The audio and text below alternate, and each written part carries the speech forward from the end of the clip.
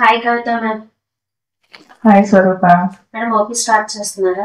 అదే చెప్పు. మా కజిన్ కి NT scan double marker test రాశారు మేడం, వాళ్ళు చేయించుకోలేదు. సో ఏమైనా ప్రాబ్లం అవుతుందా ma'am? NT scanning double marker test అంటే ఈ రెండింటిని కలిపి కంబైన్ స్క్రీనింగ్ అంటుంటాం అనమాట.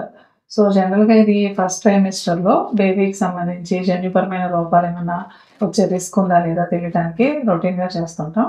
ఎన్టీ స్కాన్లో ఏంటంటే ఈ లోపాలు ఉన్నాయా లేదా అనేది తెలుసుకోవడంతో పాటు మేజర్గా బేబీలో వచ్చే అవయవ లోపాలు కూడా తెలుసుకోవడానికి వీలవుతుంది అనమాట.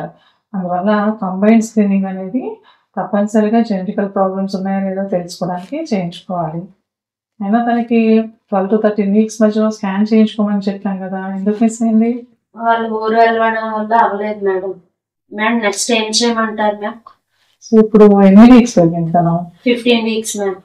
15 వీక్స్ కదా, ఇంకొక 1 వీక్ ఆగి 16 to 18 వీక్స్ మధ్యలో క్వాడ్రుపుల్ మార్కర్ టెస్ట్ అని ఉంటుంది. ఆ టెస్ట్ చేయించుకోవడానికి రమ్మని చెప్పు.